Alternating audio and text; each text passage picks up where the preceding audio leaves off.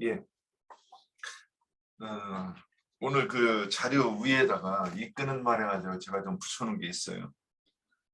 요한복음 1장은 물론 이제 이렇게 요한복음 1장을 내가 어떻게 볼 것인가 하는 뭐 큰 그림이 이렇게 이제 각자가 보는 눈이 있을 거예요. 그런데 물론 아무리 각자가 본다고 해도 하나님의 뜻대로 봐야 되죠. 저는 이제 요한복음 1장을 볼 때 말씀 속에 하나님과 함께 계신 그 말씀 속에 생명이 있는데 이 생명이 사람들의 빛으로 왔다. 근데 그 빛을 영접하면 그게 믿음이다. 이제 이렇게 여기에다가 관점을 두고 여지껏 봤어요. 그러면 우리도 그 말씀이 계시고 그 말씀하고 나하고 이렇게 무슨 상관이 있어야 되잖아요. 그러면 그 말씀하고 나하고 연관이 되는 그 접점이 뭐냐면 영접이고, 영접한 것을 믿음이다 이렇게 얘기를 했으니까, 그럼 우리가 믿음에 대한 거를 이렇게 정리가 안 되면 성경 전체를 보면서도 내가 정확하게 전도할 때도 내가 해야 될 말을 못할 뿐더러 나도 혼자 내가 열심히 교회를 다녔는데 내가 지금 왜 교회를 갔지? 이것도 정직한 사람이 할 수 있는 거예요. 혼자 내가 이렇게 생각을 하면서 내가 예배당에 왜 다니지? 거기서 뭘 배우는 거지? 그 중심을 잡아주고 길을 잃어버리지 않게 하는 이 나침반 같은 역할이 어떤 이런 관점일 텐데, 그런데 그래서 누가 믿음이 뭐예요? 하고 물어보면 기독교인들 이거 물어보면 굉장히 기분 나빠합니다. 입으로 얘기 안 해도 얼굴 표정이 기분이 나빠요. 왜 나쁘냐? 그 사람들이 말하는 그 의미는 그겁니다. 아니 믿음이 믿음이지. 믿음이 뭐냐고 묻는 저 사람의 의도는 뭐야? 이렇게 생각하는 거예요. 그러면 자기는 보지 못한 세계를 이제 그렇게 묻는 거예요. 믿음이 뭐냐고 묻는 사람은 믿음이 뭔지 아니까 물어봤을 것이고, 믿음을 설명할 수 있으니까 거기에 대해서 말하기 위해서 그렇게 질문했을 거란 말이죠. 근데 거기를 그 믿음을 경험하지 못하고 내가 이해하지 못하는 사람은 그 질문 자체가 기분 나쁜 거예요. 내가 믿음을 다 하는데, 내가 믿음이 엄청 좋은데 감히 나한테 뭘 시험하듯이 물어봐? 이렇게 되는 거예요. 그래서 그런 말하면 그 다음에 뭔 말이 되느냐? 엉뚱한 말이 되는 거예요. 예전에 우리 이 성령을 받았느냐, 성령이 받은 게 뭐냐 그랬더니 기도할 때 감동이 일어가지고 뭐 믿지 않는 사람들이 불쌍하고 안타까웠다. 내가 마음이 기뻤다. 그리고 기도가 쉬지 않고 나왔다. 이게 성령 받은 증거라. 이렇게 얘기하는 거예요. 우리는 성령은 곧 진리니라. 이렇게 얘기하는데 그들은 성령을 받은 게 그런 거다. 성경하고 전혀 관계가 없는 거죠. 성경에 아무런 근거도 그런 거를 가지고 이게 성령이라고 얘기하는 근거는 성경에 없어요. 그런데 그래서 이제 제가 이제 출애굽기 20장, 그래서 이제 믿음이 뭐냐 한 번 더 예시를 한번 해보려고 합니다. 믿음이 뭐냐? 출애굽기 20장 25절에 보면 단을 쌓을 때 토단을 쌓거나 아니면 자연돌로 단을 쌓으라고 그래요. 그래서 이거를 그대로 이해하고 넘어가면 돼요, 물론. 그런데 이제 열왕기상 6장 7절에 보면 하나님의 성전을 쌓는데 이번에는 돌을 떠가지고 치석을 해서, 그러면 치석한다는 게 뭐예요? 줄을 띄어가지고 그 다듬어가지고 이 해가지고 이 딱 네모진 벽돌처럼 이 돌을 만든다 이거예요. 아까는 다듬지 않은 자연돌을 가지고 제단을 쌓으라고 하더니 성전을 짓는 데는 돌을 깎아. 그럼 이제 여기서 우리가 생각을 해봐야 된다 이거죠. 왜 다르지? 성전을 짓는 거고 재단을 쌓는 거 같은 건가요? 그럼 왜 다른가? 또는 같으면, 근데 거기서는 자연돌, 여기서는 다듬은 돌. 이거 어떻게 된 거지? 그럼 이거를 정확하게 성령의 계시로 내가 이거를 깨닫고 그리고 내가 그것이 이것이 내 인격이 되는 거죠. 그거를 믿음이라고 했다는 거죠. 그래서 여기서 벗어나면 뭔 말을 해도 이건 믿음이 아니라는 거죠. 그래서 내가 그렇게 이 성령의 계시로 인해서 깨달은 말씀이 내가 영접해서 내 인격이 됐어요. 그러면 그다음부터 말할 때 뭔 말이 나와요? 입만 열으면 성령이 깨닫게 해주신 그 말씀이 나온다 이거죠. 예, 그래서 그러니까 그것이 무슨 소리냐? 성령의 음성이다. 그리고 그렇게 깨달아서 말하면 뭐야? 성령의 계시로 예. 자, 여기까지 하고 이제 요한복음 11장 1장 19절부터 28절 이제 들어갑니다. 요한이 이 제목은 뭐냐? 요한이 증거하는 내 뒤에 오시는 이의 이 초점이 맞춰져서 오늘 이렇게 이제 이 중간에 있는 이 질문들이 내 뒤에 오시는 이에 대해서 얘기하려고 한다고 하고 이렇게 그 이쭉 금을 그어놓고 이렇게 삐뚤어지지 않게 가면 좋을 것 같습니다. 이제 본문 말씀 읽었고 그 이제 별표 쪼르륵 그어놓고 그 밑에 이거 이제 질문으로 안 하고 그냥 이렇게 해놨어요. 19절에 바리새인들이 예루살렘의 종교 지도자들이 보낸 그 바리새인들이 와서 요한에게 물었습니다. 네가 누구냐? 이렇게 물었어요. 그러면 어떤 의도로 이런 질문을 했을까? 우리가 이제 성경을 읽으면서 이제 생각하신 것이 있을 거예요. 네. 여기에 대해서 나눠봐 주세요. 너는 누구라 하느냐? 19절. 예루살렘에서 제사장들과 레위인들을 요한에게 보내어 내가 누구냐 물을 때에 그랬어요. 네가 누구냐 이걸 물어보는 거. 뭐 이건 어려운 건 그 이야기는 뭐냐? 너는 이 사람이 이단인가 아닌가 이걸 물어보고 알아보고 싶었던 거예요. 그러니까 이 사람들이 말하는 이단의 기준은 뭐냐? 나하고 다르면 이단이고 나하고 같으면 진리예요. 이건 우리도 마찬가지일 거예요. 우리하고 다르면 저 사람은 뭐 오해했네. 저 사람은 이해했네. 나하고 같으면 이해했다고 성령의 계시를 받았다고 하고 나하고 틀리면 성경을 오해했네. 그렇게 할 거예요. 다만 우리 장로 형제님이나 또는 우리 형제들 중에서 말씀을 이렇게 오랫동안 이렇게 듣고 오나 보니까 인정이 되는 사람들이 말하면 나하고 틀릴 때도 이럴 수는 있겠죠. 내가 잘 몰랐나? 되게 어렵네. 알아듣기 어렵네. 이해가 안 되는데 그럼 두고 이해를 해야 되겠다. 내가 저 말을 마음에 담아두고 뭐 이럴 수는 있겠죠. 낯선 사람들은 그런데 한참 얘기하는데 엉뚱한 소리 막 하면 일단 틀리면 그게 이단이라고 말하는 사람이 뭐 저부터도 그럴 수 있지 않겠나 이런 생각을 해보면서 이 말씀을 합니다. 근데 이제 그 다음에 또 중요한 게 그들은 저 사람이 오리라 한 메시아인가? 그 뒤에 그 말씀이 20절, 21절에 보면 내가 엘리야냐? 또 내가 그리스도냐?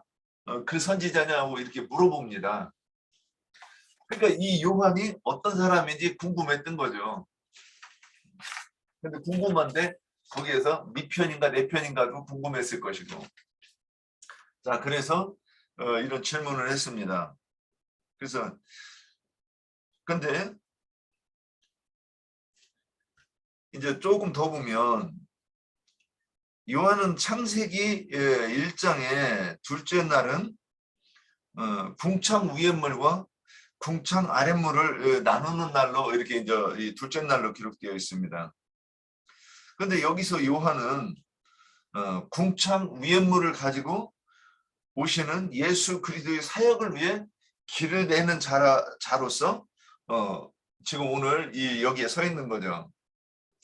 그래서 하늘길을 열고 땅을 갈아엎는 회개를 촉구하여 궁창에서 내려주시는 하늘에서 내려오는 거는 이슬과 비인데 그 이슬과 비를 받을 준비를 시키는 일을 요한이 하고 있습니다. 자, 여기에 대해서 말씀하실 거 없으면 질문 1번. 주님이 그런 이제 이 요한이 그 바리새인들이 이렇게 이제 너는 누구냐 이렇게 물어봤어요. 이 질문을 할 때 그 우리도 사람들이 너는 누구냐 이렇게 말할 수도 있고 주님도 또한 너는 누구냐 이렇게 물을 수가 있을 것 같다는 생각이 들었어요. 그래서 한번 이 질문 올려봤어요. 그래서 예를 들어서 내가 금기름 붓는 집에 오기 전에 저를 이렇게 누가 물어보면 저는 제가 그런 얘기 몇 번 했어요. 하나님 그 성경 읽다 답다 하는데 여기서 불이 들어왔어요. 그래가지고 저기 교회를 가게 됐고 그 다음에 기도하는데 내 아들아 하는 음성도 들었고 뭐 이런 것들이 내가 그 주님 앞에 나를 설명하는 말이 될 수 있을 거예요. 그런데 우리의 대답은 무엇이어야 될까? 이런 거에 대답할 수 없으면 참 전도하기 곤란하지 않을까 싶긴 해요. 자, 나는 주님 앞에 누구인가? 너무 철학적인가 이거? 예, 김경 자매님 마이크 풀었어요? 예. 네, 오늘 질문이 조금 글쎄요. 유대인들이 그 제사장들과 레위인들을 요한에게 보내서 네가 누구냐고 이렇게 물은 것은 아까 윤영재님이 얘기한 것처럼 요한이 혹시 이단인지 아닌지 아니면 혹시 자기네들이 고려하고 있던 엘리야인지 그거를 이제 판단해 보기 위해서 던진 질문이겠지만 근데 오늘 이제 윤영재님이 던진 질문은 주님이 나에게 너는 누구냐 하는 그 질문이잖아요. 그래서 사람이 하나님을 만남에 있어서 내 임의로 내가 스스로 하나님을 찾고 그래서 하나님을 만나는 것이 아니라 오늘 요한복음 1장에서도 말씀이 육신이 되어 자기 땅에 자기 백성들에게 직접 이렇게 찾아오셨다고 이렇게 되어 있는데 그래서 말씀을 맡은 당신의 그 종들 주님의 종들 그 영의 말씀을 맡은 종들을 세상에 파송하셔가지고 세상에 그는 그렇게 보내시는 그런 방법으로 하나님께서 친히 사람에게 찾아와 주시는 것이지 인간인 내가 나 참 하나님을 내가 찾아야겠다 이렇게 해서 찾은 것이 아니라는 거죠. 그리고 또 말씀을 통해서 만나 주실 뿐만 아니라 우리의 삶을 주관해 주시고 인도해 주시고 늘 함께 해 주시는 것이기 때문에 그렇게 하나님께서 그 사람을 찾아오시고 구속하신 그런 사람이라면 그리고 또 그의 인생을 은혜와 진리의 말씀으로 가르침을 받고 그 가르침 받은 말씀을 이루면서 살아가는 그런 은혜의 삶을 그 삶의 체험을 통해서 지난 시간에도 이미 말씀을 우리가 나누었지만 은혜 위에 은혜를 더하여 주시는 그런 나라면 너는 누구냐라는 질문을 받을 수가 없다고 그렇게 생각이 되어집니다. 저는 반대로 17절에 보면 율법은 모세로 말미암아 주어진 것이고 은혜와 진리는 예수 그리스도로 말미암아 온 것이라고 이렇게 기록되어 있는데 은혜와 진리로 오신 예수님을 영접하는 자는 곧 믿는 자는 하나님의 자녀가 되는 권세를 주신다고 그랬는데 말씀이 육신이 되어서 자기 땅에 자기 백성들에게 직접 찾아오셨지만 영접하지 않았고 당신의 종들을 보내서 말씀을 증거하게 해서 진리의 말씀, 그 생명의 말씀을 듣게 하여 주었지만 그 말씀을 받아들이지 않고 요한복음 1장의 표현으로 하면 세례 요한의 가르침을 받았지만 그게 가르침을 받아들이지 않는 자와 또 가르침을 받았지만 거기에만 머물러서 은혜와 진리로 오신 예수 그리스도를 나의 메시아로 나의 참 하나님으로 그렇게 모셔드리는 그 믿음을 갖지 못한 자들, 믿음을 더하지 못한 자들, 은혜에 은혜를 더하지 못한 자들이라면 당연히 그런 자는 너는 누구냐의 질문을 받게 될 것입니다. 왜냐하면 율법은 사람의 영과 마음의 은혜로 기름을 부어주시는 것이 아니고 오히려 무거운 짐, 멍에를 우리 육체에다가 지어주지만 그리스도 예수의 은혜는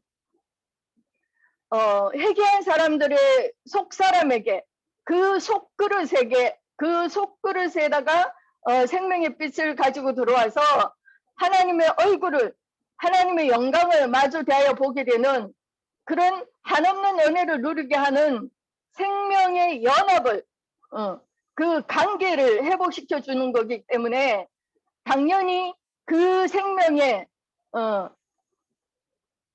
즉 주님과 연합된 하나된 자에게 네가 누구냐 하는 그런 질문은 해당되지도 않지만 그렇지 못한 하나님과 분리된 자들, 하나님의 영이 하나님의 신이 떠난 자들, 그들에게는 당연히 너는 누구냐의 질문을 받게 되는 것이 당연하다고 그렇게 생각을 합니다.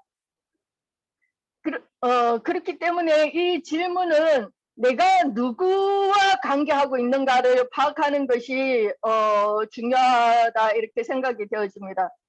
내가 하나님과 관계하고 있는 사람인가 아니면 사탄 마귀와 관계하고 있는 마귀의 사람인가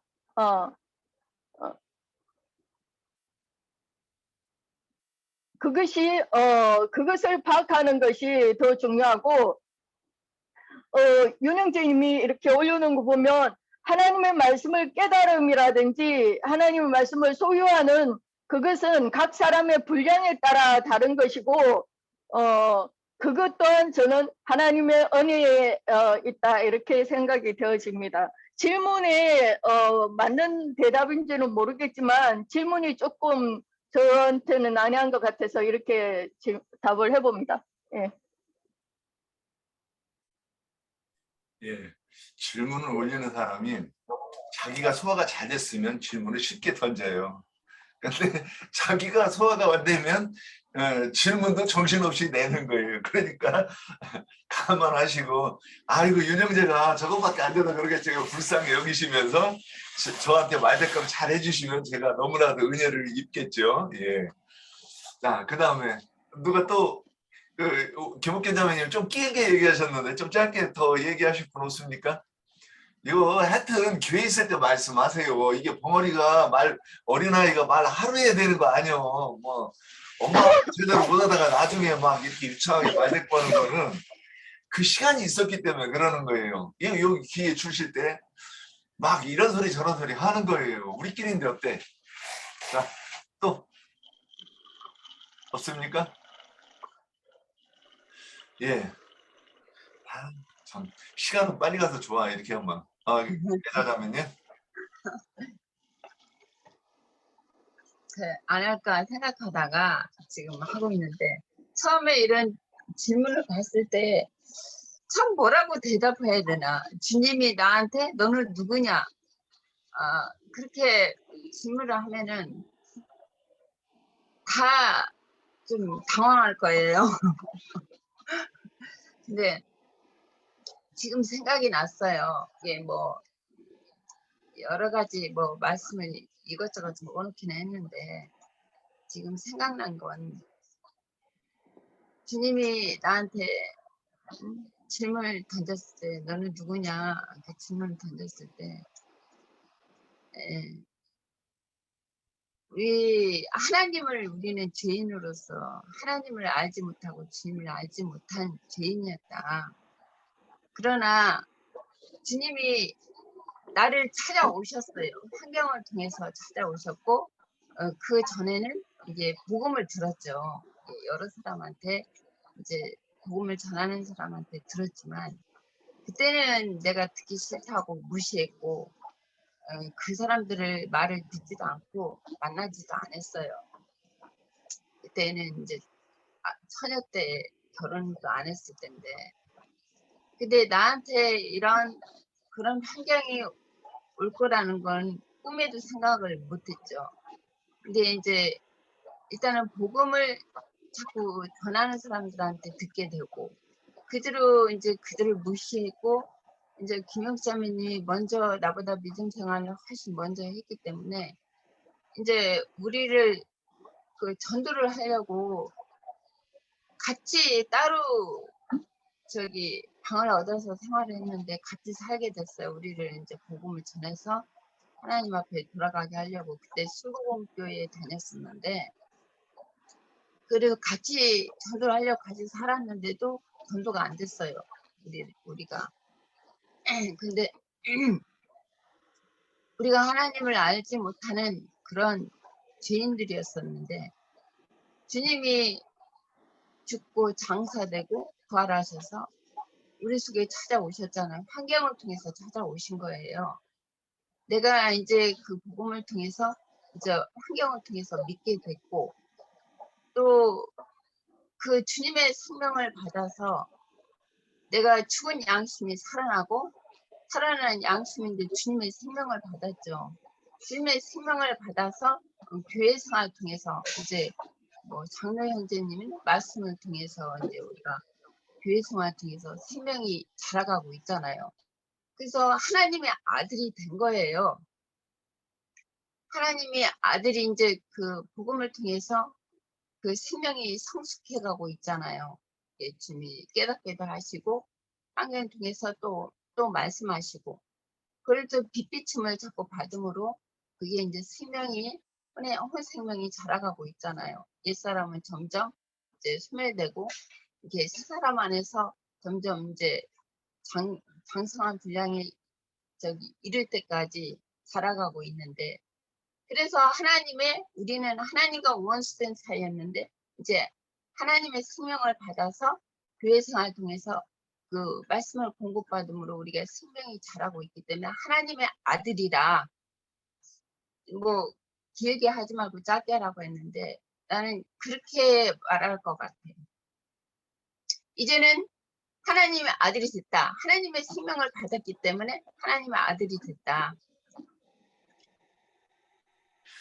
예. 그렇게 이제 그러니까 한마디로 하나님으로부터 내가 너는 누구냐라는 질문을 받게 된다면 나는 하나님의 사람이 아니다는 거죠. 하나님의 아들이 아직 아닌 거죠. 아니기 때문에 너는 그게 누구냐라는 질문을 그걸 받을 수 전제로 있는 한 게 거예요. 아니고 그게 네. 주님이 질문을 했다 이렇게 했는데 저는 그 각자가 자기 신앙 양심을 그러니까 이게 해보자 이거죠. 만약에 그런 질문을 받으면 나는 주님 앞에 나 이런 사람이에요 이렇게 대답할 수 있어야 된다 이런 생각을 가지고 한 거예요. 이 얘기는 어저께 뭐 저기 그 유튜브 잠깐 보니까 그 어떤 젊은 전도사가 기독교 내가 전도하려고 하면 사람들이 나한테 질문하는 거 12가지가 있대요. 대답하기 어려운 거. 그래서 그걸 잠깐 들어봤어요. 우리는 다 대답할 수 있는 건데 자기는 대답하기 너무 어려운 거예요. 인간의 역사가 6,000년이냐? 그러면 옛날에 장다니엘 같은 경우 야 6,000년이다 뭐 이래가지고 그러면 그 공룡이 있었던 게 몇천 년 전이냐? 그럼 몇만 년 전인데 이거 어떻게 얘기할래? 그러면 대답을 못 하는 거예요. 그래서 그러면 옛날에 지구가 네모졌다고 믿었어요. 그러면 그래서 둥글다고 그러면 화형시켰어요. 귀신 들렸다고 그래서 천주교 때. 그러면 그것이 믿음의 이름으로 자행됐던 이 만용이 그 오남용이란 말이죠. 그런데 우리가 신앙을 그러면 나는 이제 옛날 같으면 제가 믿음이 무언가 생각했을 때 방 안에 갇힌 것처럼 주님이 그런 환상을 저한테 보여주시더라고요. 문이 없는 방에 갇혀 있는. 그러니까 감옥을 얘기하는 건데 저는 그게 뭔 뜻인지 몰랐어요. 이제 와서 믿음이 뭔지 깨닫구나 보니까 그래 아까 김옥병 자매는 하나님의 영광을 본다, 하나님의 생명을 소유했다, 뭐 애자자매도 그런 내가 하나님의 아들이다 이런 표현했으니까 이건 뭐냐 믿음에 대한 이해가 있음으로 이렇게 얘기할 수 있다 이 얘기를 하는 거예요. 믿음에 대한 이해가 없으면 이런 표현들을 못 하는 거예요. 좀 뭐 표현들이 많이 안 해보셔가지고 좀 이렇게 부드럽게 안 됐지만은 내가 믿음이라는 개념을 정확하게 성경대로 이해를 하면 어떤 말을 다 거기에 맞춰서 할 수 있다 이거죠. 그래서 제가 이제 요한 1서 그 5장에 그 여기에 대한 그 적절한 말씀이 있는 것 같아요. 요한복음 1장 12절도 영접하는 자 곧 그 이름 믿는 자들에게 하나님의 자녀가 되는 권세를 주셨으니 그래서 내가 주님을 빛으로 생명의 말씀이 빛으로 비칠 때 내가 영접했어요. 그래서 내가 주님의 자녀가 돼서 이 얘기를 이렇게 표현하면 이 또한 이 말씀을 이해했기 때문에 그렇게 말씀할 거예요. 그러면 그걸 좀 더 설명해봐라 그러면 자기가 말씀을 인용해서 내가 이렇기 때문에 나는 믿는 사람입니다 이렇게 설명할 수 있을 거예요. 그래서 이건 기독교인들한테 이런 얘기하면 벌써 머리 아프다고 도망갔을 거고. 자, 제가 요한 1서 5장 11절, 12절, 13절 잠깐만 읽어드릴게요.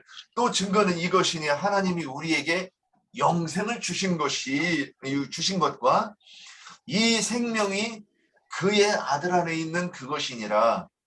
아들이 있는 자에게는 생명이 있고 하나님의 아들이 없는 자에게는 생명이 없느니라. 내가 하나님의 아들의 이름을 믿는 너희에게 이것을 쓰는 것은 너희로 하여금 너희에게 영생이 있음을 알게 하려 함이라. 그래서 우리는 영생에 대해서 내가 무엇이라고 설명할 수 있는가? 그러면 나는 영생에 대해 이렇게 이해했습니다. 주님. 그러면 주님이 이렇게 딱 보고 어머 너 내 새끼 맞네. 이러시지 않을까? 자. 이거 질문 가지고 벌써 여기까지 오는데 30분은 뭐 문제가 심각합니다. 이거 진도는 우리 신경 안 씁니다. 이거 뭐 하다가 저기 하면 다음 주로 넘어갈 거니까 그렇게 합시다. 자 다음 혹시 여기에 대해서 나 이거 꼭 얘기해야 되겠어 또 붙일 거 있습니까? 자 25절에 보면 또 물어 이르되 내가 만일 그리스도도 아니요. 이 질문들이 지금 비슷비슷해요. 요거를 확실히 딱 설명을 해버리면 이 6번, 7번까지 질문이 쫙 나갈 수 있는 그런 질문이긴 한데 제가 좀 믿음에 포커스를 맞춰가지고 자세하게 얘기를 하려고 요걸 이렇게 세 번에서 나눴어요. 거기 이해하시고 들으세요. 또 물어 이르되 25절 내가 만일 그리스도 아니요 엘리야도 아니요 그 선지자도 아니일진데 어찌하여 세례를 베푸느냐 그랬어요.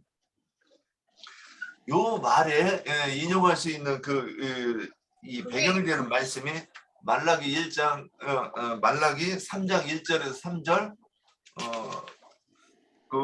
이사야 40장 3절에서 11절 제가 어제 늦게 이게 고쳐놨기 때문에 일찍 보신 분들은 이거 못 봤을 거예요.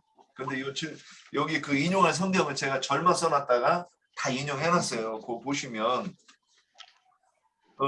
네가 어찌하여 세례를 베푸냐 그러면 이 말씀이 만군의 여호와가 이르노라 보라 내가 내 사자를 보내리니 말라기 3장 1절에서 3절입니다. 그가 내 앞에서 길을 준비할 것이요 또 너희가 구하는 바 주가 갑자기 그의 성전에 임하시리니 곧 너희가 사모하는 바 언약의 사자가 임하실 것이라. 2절 그가 임하시는 날을 누가 능히 당하며 그가 나타날 때 누가 능히 서리요 그는 금을 연단하는 자의 불과 표백하는 자의 전물과 같을 것이라. 3절 그가 은을 연단하여 깨끗하게 하는 자같이 앉아서 레위 자손을 깨끗하게 하되 그 문같이 그들을 연단하리니 그들이 공의로운 제물을 나 여호와께 바칠 것이라. 이사야 40장 3절 11절 위치는 자의 소리여 이르되 너희는 광야에서 여호와의 길을 예비하라. 사막에서 우리 하나님 대로를 평탄하게 하라. 골짜기마다 도두어지며 산마다 언덕마다 낮아지며 고르지 아니한 것이 평탄하게 되며 험한 곳이 평지가 될 것이요 여호와의 영광이 나타나고 모든 육체가 그것을 함께 보리라. 이는 여호와 입의 말씀이니라 하셨다 하라. 여기까지. 자, 여기서 그 아까 위에 질문 던졌는데 어찌하여 세례를 베푸느냐, 여기에 대한 답 혹시 찾았습니까? 어떤 말로 이 질문에 대한 답을 대신할까? 아니 질문이 바꿔돼가지고 지금. 바꿔줬어요? 이번은 아니요. 저기 형제님이 다시 올렸다는 거 난 보지도 못했어요. 네. 뭐 이번은 뭐 광야에서 외치는 자의 소리라 그랬고 3번을 지금 2번으로 하시는 것 같은데. 예. 그 제가 그 어저께 작성 중 그렇게 해놓고 나중에 다시 그때 너무 막 이거 책상에 앉아가지고 막 잤어요. 그래가지고 도저히 안 되겠다 그래가지고 자고 나서 내가 다시 해야지 그래서 작성 중 해놨던 건데 죄송합니다. 이거 그 질문이 그러면 어찌하여 세례를 베푸느냐, 지금 이 질문이에요. 이 질문을 말라기와 이사야 40장 두 곳을 가지고 제가 이제 여기에 저는 이 질문이 이 답이 이거겠네 하는 부분이 있었어요. 혹시 우리 시청자들께서도 이 답을 찾으셨는지. 틀려도 괜찮습니다. 상이 없습니다. 김옥진 자매님. 아니 질문이 그래서 네가 엘리야도 아니고 그 선지자도 아닌데 어째서 세례를 베푸느냐, 이 바리새인들의 이 질문의 의도는 이게 질문이에요? 아니면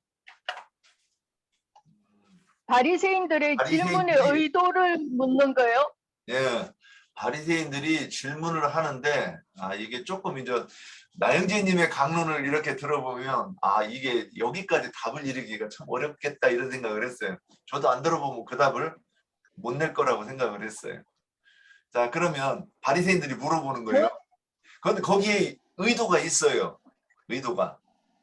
그러면 혹시 뭐 김옥균 자매님 생각한 거 있어요? 일단 말해주세요. 알아서 저기 정리할게. 아니 일단 저는 좀 그림을 그려도 사실주의적인 사람이라 질문이 바리새인들이 이 질문에 의도를 묻는 것이라면 이 종교 지도자들 이 사람들은 자기네들이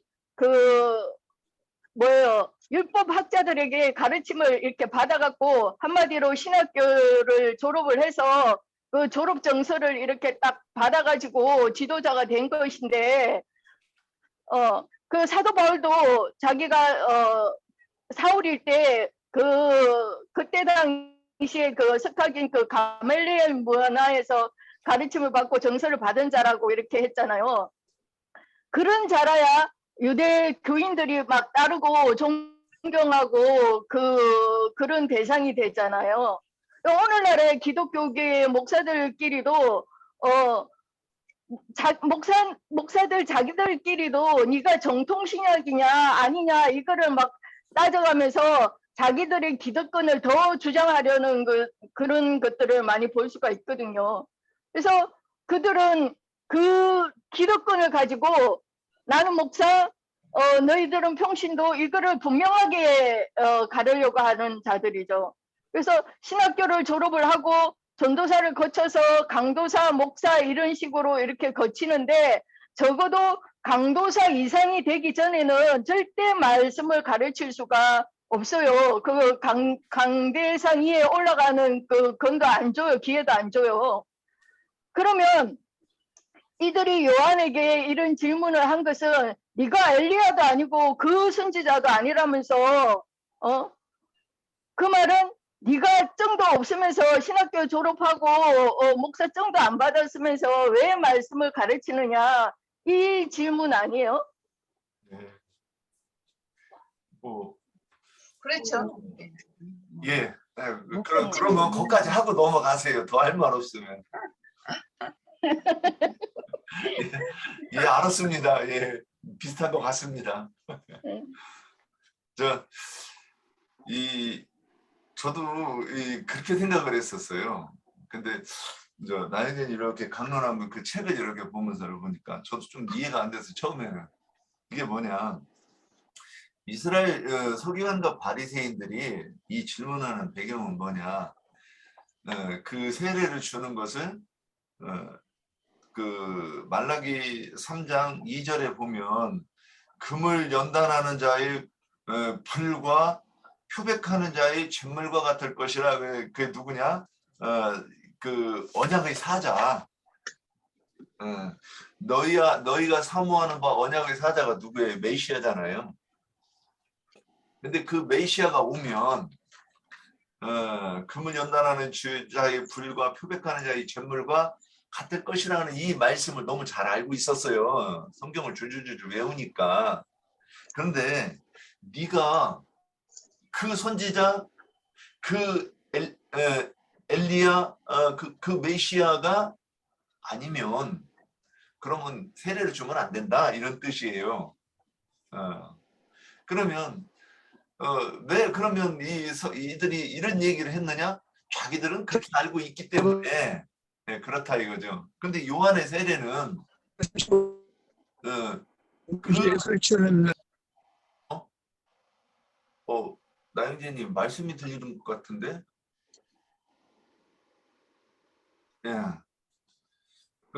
그러면 요한의 세례는 그 세례가 아닌데, 서기관과 바리새인들이 요한의 세례와 그 언약의 사자가 주는 세례가 같은 것이라고 생각을 했고, 그래서 너는 그 세례를 주면 안 된다. 그럼 넌 자격이 없다. 이런 얘기를 했던 거예요.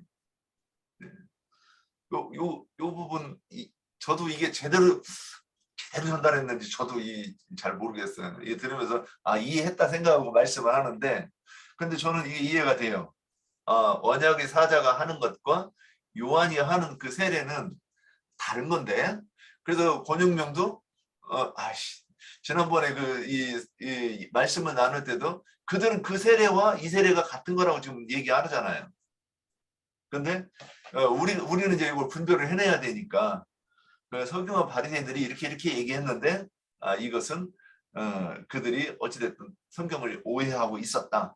그럼 우리도 이 부분을 이렇게 분별이 돼야 되지 않는가 생각해서 이 질문 드린 거예요. 자, 마태복음, 네, 마태복음 예, 3장에 보면은 마태복음 3장. 예, 그 자매님이 마이크가 떨어지면 이 소리가 안 들려서 이 끊어져, 숫자 같은 게 특히.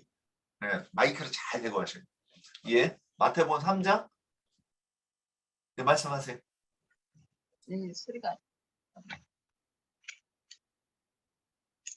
그 1절부터 읽어야 되는데 너무 또 길게 하면 형제님이 지루하게 할까봐.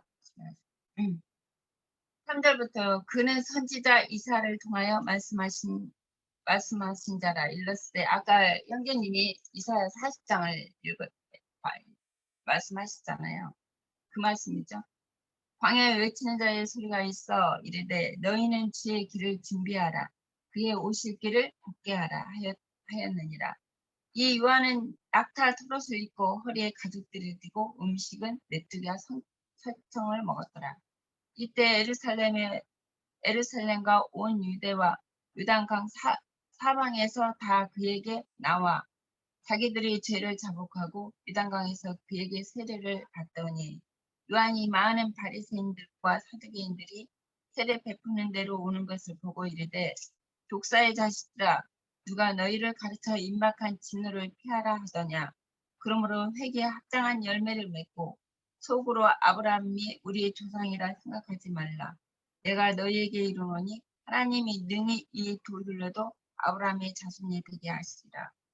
이미 도끼가 나무 뿌리에 놓여 있으니 좋은 열매 맺지 아니한 나무마다 찍어 불에 던지리라.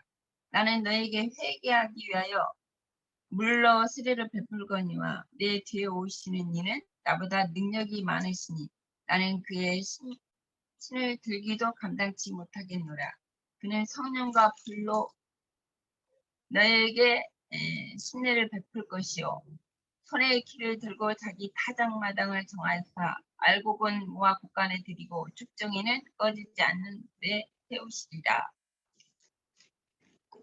이게 형제님 질문과는 합당한지 모르겠으나 나 여기 말씀을 이제 봤거든요. 그래서 아까 옥경이 자매가 얘기한 것처럼 그 무슨 권세로 이런 일을 하느냐. 너는 엘리야도 아니고 모세도 아니고 엘리야도 아니신데 그들은 이제 그 엘리야랑은 그 뭐 이사야나 엘리야 그런 선지자들이 그들의 뼈속히 그냥 세뇌당했잖아요. 아, 그들은 참 선지자로 알고 있는데 이 요한이 와서 광야에서 이제 외치는 소리가 있었으니 그들에게 이제 요한이 따지러 온 거죠. 여기서는 네가 무슨 것을 아까 옥경이 자매가 얘기한 것처럼 너는 신학대학도 안 나왔고 응? 그 목사증도 없는데 그런 아무것도 없는 사람이 그 왜 이런 세를 베풀고 이런 일을 하느냐 따지러 온 거잖아요. 이게 요한이 이렇게 말을 했어요. 지금까지 읽은 것처럼 나는 그 엘리야도 아니고 그 선지자도 아닌데 그 주님의 그 길을 평탄케 하라고 아까 이사야 살짝 말씀 읽은 것처럼 제 길을 평탄케 하고 곧게 하라고 주님의 앞에 보낸 자라 외치는 자라 그렇게 말을 했고 이제 바리새인 서기관들한테 이런 말을 했어요. 그들한테. 근데 그들이 또 여전히 요한의 말을 듣지 않았죠. 이게 이 돌들이라는 것은 이게 세리와 창기와 죄인들이고 이게 세리와 창기와 죄인들은 요한한테 와서 물친례를 받았기 때문에 이제 그 하나님의 자녀가 되는 이제 권세를 얻은 것이고 그 이제 서기관 바리새인 법사들은 요한의 세례를 받지 않았기 때문에 하나님의 의를 스스로 저버렸다고 그랬거든요. 그런 것처럼 요한이 이런 사역을 한 것이에요. 그러니까 서기관 바리새인들이 보낸 게 이게 답이죠. 그들한테 이런 답을 줬잖아요. 말을 한 것이 그들한테 답을 준 거예요. 이런 권세를 받았다는 거죠. 요한은. 끝나셨습니까? 네. 예. 짧고 굵게. 예. 짧고 굵게. 예. 이거 우리 모토로 합시다. 10회당 하나씩 적어놓으면 짧고 굵게. 자, 그러면 여기다 더 보태실 말씀 있습니까? 이제 질문 2번으로 넘어갑시다. 이게 바리새인들이 이 질문 의도는 뭐 이렇게 해가지고 2번을 지금까지 했죠. 예, 했어요. 이제 3번으로 넘어가야죠. 제가 고친다고 하면서 좀 여기 이게 가지고 있는 게 조금 저기였어요. 자, 질문 3. 이게 이제 2번하고 지금 연결되는 거예요. 인자가 오심은 정결하게 하러 오셨다. 지금 이 글이 없어요. 이런 표현이 여기에. 요한복음 1장 18절부터 저기 그 28절까지 19절부터 28절까지에 이런 표현이 없어요. 인자가 오시면 정결하게 하러 오셨다. 이런 표현이 없어요. 그런데 지금 이제 제가 요한복음을 강론했으면 절대 여기 이렇게 그 성경을 전체적으로 아우르는 이런 걸 할 수가 없을 거예요. 근데 나이제님께서 이렇게 하신 거를 이렇게 들으면서 보니까 야 이렇게 오네. 참 제가 감탄하는 그런 부분이 있어요. 자, 인자가 오시면 정결하게 하러 오셨다. 그래서 아까 그 은으로 불로 은을 연단하듯 표백제로 세탁을 하듯 이 의미가 이해가 되죠? 그러니까 표백제로 하면 진짜 떼국물이 찌드는 거를 깨끗하게 한다는 의미. 금에서는 불순물을 제거해서 은을 더 그 순도가 높게 해서 녹이 안 슬게 그렇게 했다고는 그런 의미인데, 이거를 이제 우리 마음 심령에 이제 적용을 하는 거예요. 우리 영혼에. 우리 영혼에는 그러면 은으로 연단하는 것처럼 이 그 광물을 채취해 가지고 돌 속에 있는 그 은을 연단할 때 어떻게 하는가? 불을 해 가지고 은만 녹여내야 되는 거죠. 그런 과정이 우리한테 있어. 그걸 하기 위해서 주님이 오셨다는 건데. 예. 그러면 이제 이 성경 배경이 아까 말라기야 3장, 말라기 3장 1절 3절, 이사야 40장 3절 11절로 지금 이미 위에다가 이제 제가 올려놨어요. 그런데 이게 3절까지 이게 지금 이 3번 질문까지 이게 인용이 되는 거예요. 아까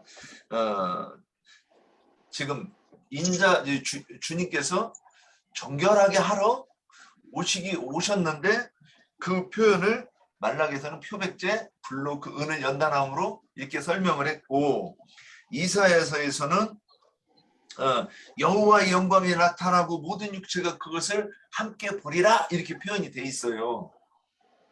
이게 우리가 주님의 영광을 보면 옛날에는 마귀의 얼굴을 하나님이라고 생각하고 형상을 하나님이라고 생각하고 우리 속에 새겨 놓았고, 우리가 입을 열으면 마귀의 말만 했던 거예요. 옛날에 우리가 그런 거를 정결하게 하는 것이 어떻게 되느냐? 하나님의 영광을 보게 되면 우리가 정결하게 된 거예요. 근데 질문 4번.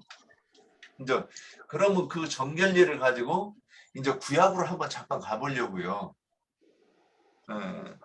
구약에 질문 4번 보시면 그 성경 인용해 놓은 거 있습니까? 레위기 14장. 예. 레위기 14장 2절 10절에서 보면 나병 환자가 정결하게 되는 이 말씀이 있어요. 그럼 요걸 가지고 이제 이 뒤에 가면 또 잿물에 대해서 한 번 더 얘기할 거예요. 그래서 이 4번과 5번이 또 비슷한 질문이긴 한데, 자, 그러면 왜 율법을 이제 우리가 이해하려고 여기로 가는 거예요? 저기 레위기 14장 2절 10절 한번 읽어보겠습니다.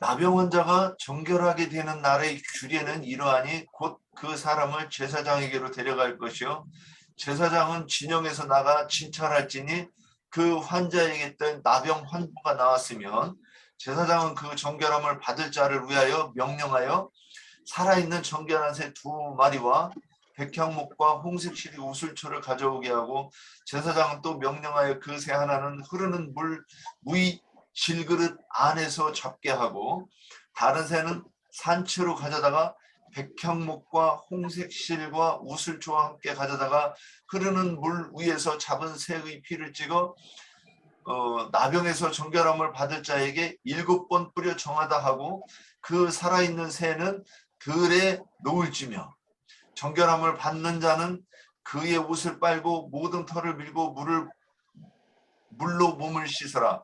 그리하면 정하리니 그 후에 진영에 들어올 것이나 자기 장막 밖에 이래를 머물 것이요 7째 날에는 그 모든 털을 밀디 머리털과 수염과 눈썹을 다 밀고 그의 옷을 빨고 몸을 그 물에 씻을 것이라. 그리하면 정하리라. 8째 날에는 흠없는 어린 양 순양 2마리와 1년 된 흠없는 어린 암양 1마리와 또 고운 가루 10분의 1을 10분의 3 에바 기름 섞은 소재물에 기름 한 녹을 취할 것이요 이렇게 말씀하셨는데, 여기서 이 정결하게 하기 위해서 물과 피를 뿌려요. 새에 피를 뿌리는 요 예가 있고, 5번 질문에 레위기 9장 19장 9절로 19절 이거 말씀 이렇게 안 해놨는데 한번 우리 읽어볼까요? 레위기 19장 9절.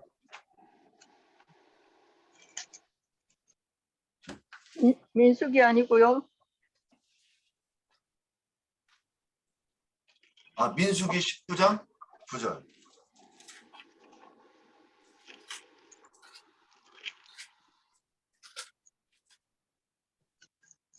(9절부터) (19절까지)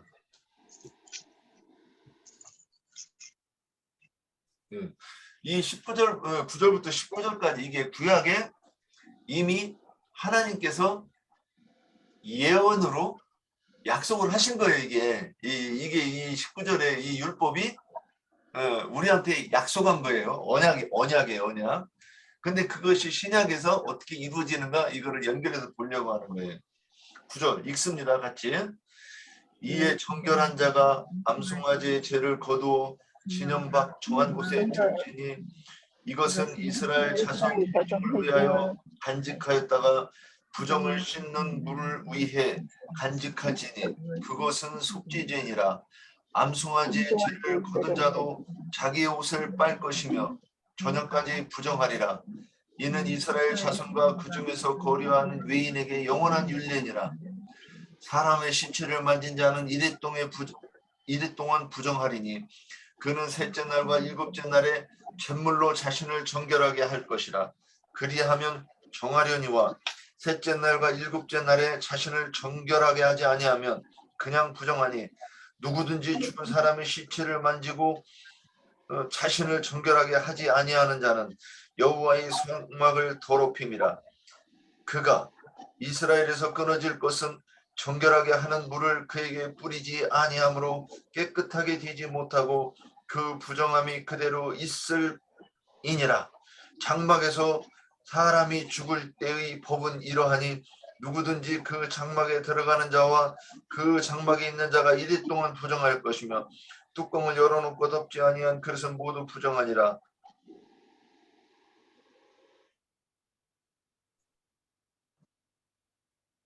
여기까지만 읽읍시다. 그 앞에 그 12절에 보면 잿물로 자신을 정결하게 할 것이라 그랬어요.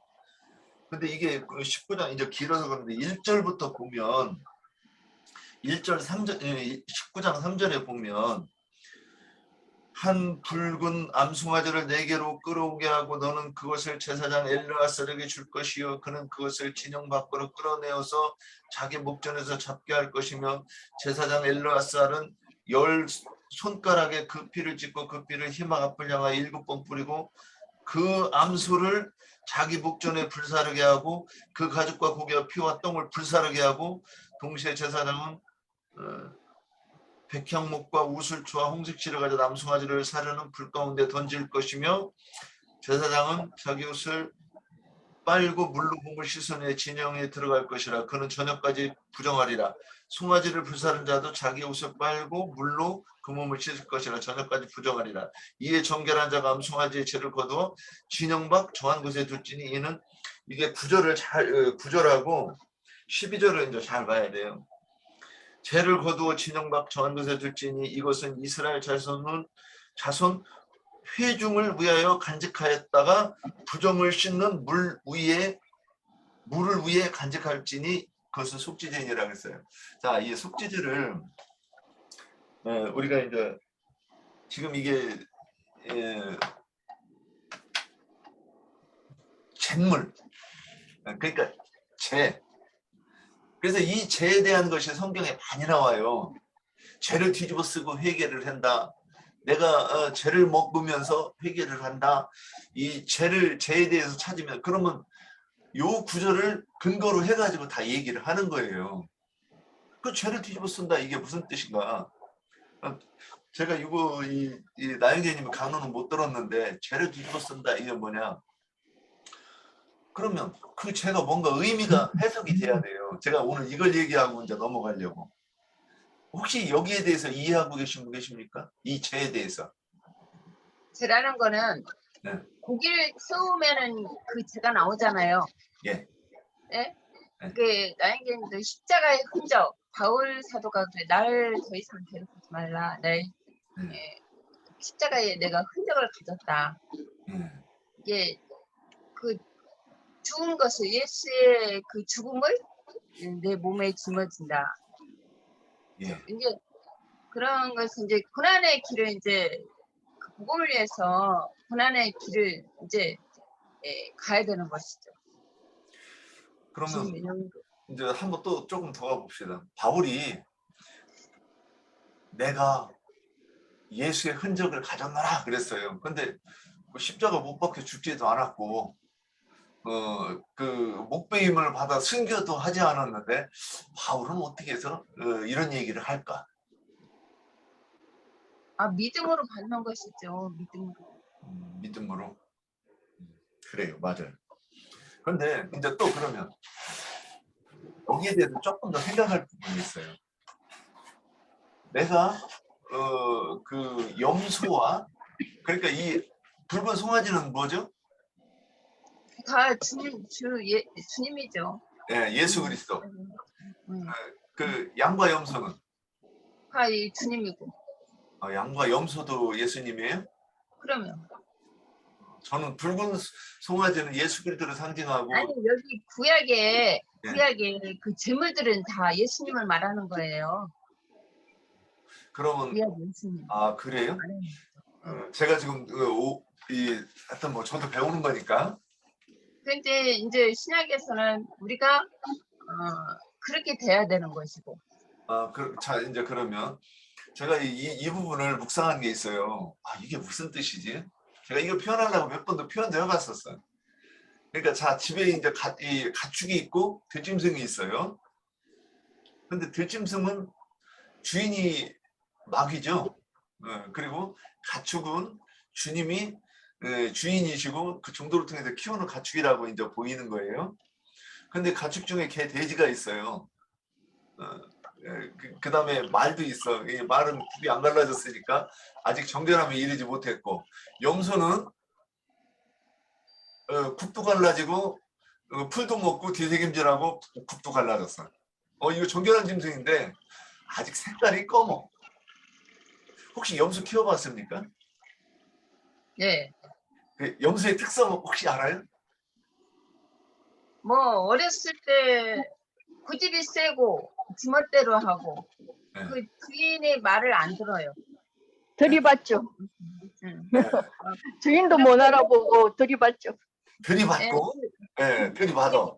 그 다음에 수염소는 뿔이 길어서 예, 저기 주인이 어린 사람은 그걸 못 해봐요. 끌려가지. 근데 이제 힘센 사람이 저기 풀을 먹이잖아요. 뚝에다가 풀을 많은 데다가 이제 그 말뚝을 박아놓고 그 먹여요. 그래서 먹으라고 풀을. 그래서 저녁 때 되면은 이제 다 먹으면 중간중간 보죠. 왜냐면 그 자리에 풀을 먹었으니까 풀이 없으면 풀이 많은 데를 또 옮겨놓고 하다가 이제 저녁 때 되면은 끌고 와요. 근데 이제 새끼들은 어린 염소는 우리가 나이가 어렸으니까 끌어올 수도 있는데 그 순염수 같은 데는 뿔도 길고 힘도 세고 해서 우리가 못 끌어와요. 이렇게 오빠들이나 뭐 힘센 저기 오빠들이 저기 데리고 오죠. 예, 예. 염소는. 그래서 예. 저도 염소를 뭐 좀 키워봤는데 그놈의 특성이 몇 가지가 있어요. 그러니까 그러니까 이미 말씀을 그 성령의 참여함에 뒤고 신령한 것을 맛본 자들이 맞는 것 같은데, 그런데 아직도 몇 가지 제거돼야 되는 특성이 있어요. 그래서 염소는요 높은 곳을 좋아해요. 항상 높은 곳을 올라가요. 그 다음에 이 염소가 고집이 세요. 염소 한번 끌어봤습니까? 염소는 끌으면 바닥에 딱 버티고 그냥 이렇게 질질질질 끌려오지 걸어오지는 않아요, 염소는. 그런데 앞장 세워놓고 집으로 방향 세워놓고 앞장서서 가라고 하면 딱 달려가요. 이런 그러니까 뒤따라가는 거 싫은 거예요. 이게 뭐냐면 영적 교만을 얘기한다고 봐요. 높은 것도 영적 교만, 끌려가지 않으려고 하는 것도 영적 고집. 그 다음에 앞장서서 가는 거는 달려가는 것도 이 고집. 그 다음에 남을 들이받는 거는 이거 뭐예요? 잘난 척하는 거잖아요, 이것도. 그래서 다투는 거. 그래서 우리가 말씀이 이렇게 처음 열리면 좀 이런 부분이 있지 않는가. 그래서 다른 사람도 다 내 눈아래로 보이고, 제가 예전에 교회 다닐 때 진짜 목사도 내 밑으로 보였어요. 다. 그리고 내 발이 30cm 떠가지고 둥둥 떠다니는 것 같았고, 뭐 그런 적이 있었는데, 그럼 이제 여기 와서는 또 금기름 붓는 집에 와서도 저한테도 그런 모습을 보지 않았을까, 뭐 이런 생각을 해봅니다. 근데 이 염소가 있어요. 그 염소는 그 양과 비교가 되죠. 마태복음 25장에 가서 염소는 좌측, 우측. 그러니까 염소도 번제단의 제물로 드리는데 이 염소도 예수 그리스도로 볼 수 있는가? 이제 이 생각이 들어서 지금 얘기하는 거예요. 염소도 주님이시죠. 네, 왜냐면 죄인의 모습으로 오셨잖아요. 네. 죄인의 모습으로 모든 죄를 짊어지고 십자가에 죽으심은 그 번제단에 태워지는 것은 주님이 죄인으로 오셨기 때문에, 염소는 죄를 말하기 때문에, 예, 죄성을 지금 말하기 때문에. 예, 이제 지금 이렇게 제가 이제 요 말씀을 하다가 보니까 제가 어제 이게 그 제물에 대해서 이해가 안 돼가지고 나이제님 뭐 대화를 했는데도 아직도 완전히 제가 소화가 안 된 부분이 있어요. 그래서 우리가 십자가에 죽는다고 하는 것은 나 또한 주님과 같이 십자가에서 이 어린 이 번제단의 죄를 죄가 되기까지 주님이 가셨고, 나도 거기에 번제단의 제물로 드려지는 거라고 저는 이렇게 봤어요. 예전부터. 내가 제사장이 그러니까 우리가 왕 같은 제사장인데 우리가 하는 일이 무엇이냐? 가축들을 잘 길러서 그 가축들이 개, 돼지에 가서 염소와 양과 소로 변화되기까지 잘 공급하고 먹이고 입히고 가르쳐서 그것들을 결국엔 어떻게 되냐? 마지막에 잡아가지고 피를 빼고 각을 쳐서 불사짓는다. 이제 여기까지가 저는 이렇게 이해를 했어요. 그게 맞느냐 그랬더니 어제 거기까지 맞다고 그랬는데 제가 좀 이해가 좀 덜 된 부분이, 일단 먼저 양과 송아지는 예수 그리스도가 먼저 가는 거예요. 근데 우리도 또한 그 길을 가서 양과 염소로 번제단에 드려지고, 이제 그 죄가 뭐냐는 거죠, 죄가. 그래서 그 암송아지의 죄가 있고 다른 짐승들이 그 죄가 있어요. 근데 죄 버리는 정한 곳에 가서 같이 이걸 묻어놔요. 예, 같이 모아놔요. 그러면 그 죄가는 어디인가?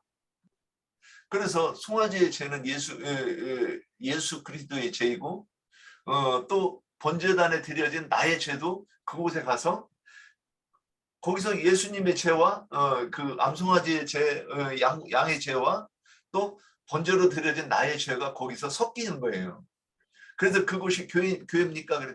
나영기님 그곳이 교회라고 이렇게 설명을 하시더라고요. 그러면 잿물은 뭡니까? 그랬더니 잿물은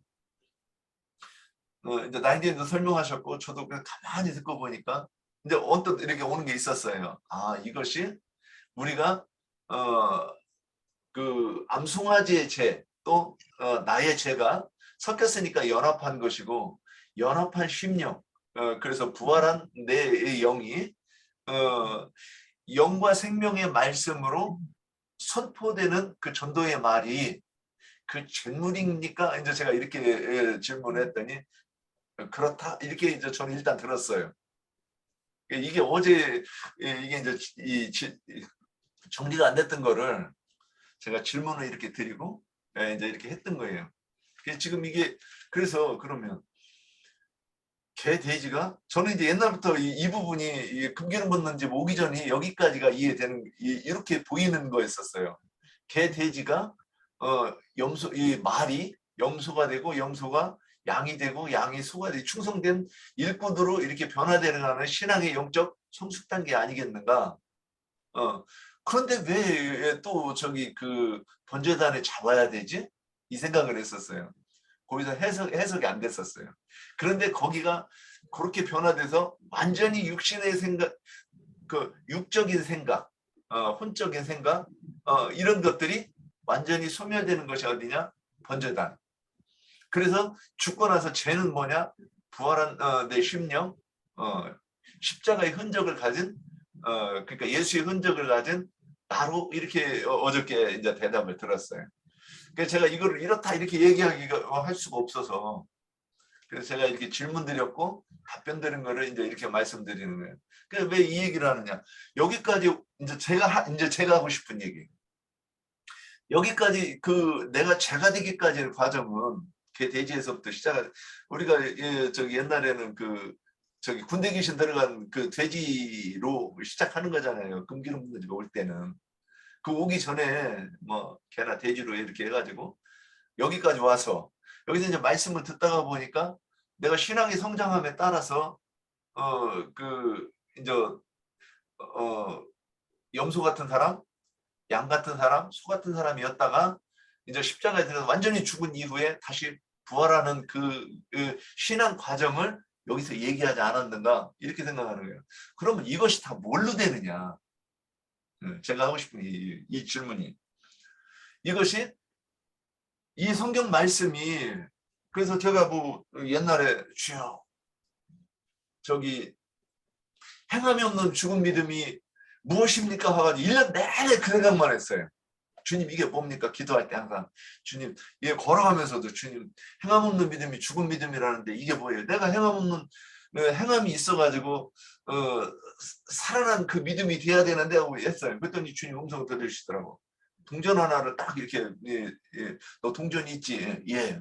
그럼 너 동전에 설명해봐라. 그러다 얘 앞에는 숫자 뒤에는 그림인데요. 그랬더니 그렇지. 근데 만약에 한쪽이 없으면 어떻겠냐. 그러니까 뭐 이상하겠네요. 그랬더니 그렇지. 그럼 온전하지 않은 거야. 이렇게 얘기를 들었어요. 그래서 제가 이런 얘기를 했더니 사람들이 하늘이 열렸다고 그럽니다. 근데 그게 믿음에 대한 이해는, 그러니까 저는 그때 믿음에 대해서 이해한 줄 알았어요. 그랬는데 금기름 묻는 집에 오기 어간에서부터 믿음에 대한 계시가 있는데, 영접한 생명의 빛을 영접한 것이 믿음이라고 이렇게 얘기했는데, 그러면 그 믿음을 이제 그렇게 얘기하면 이제 또 못 알아들을 거예요, 사람들이. 근데 이게 뭐냐? 구약의 율법이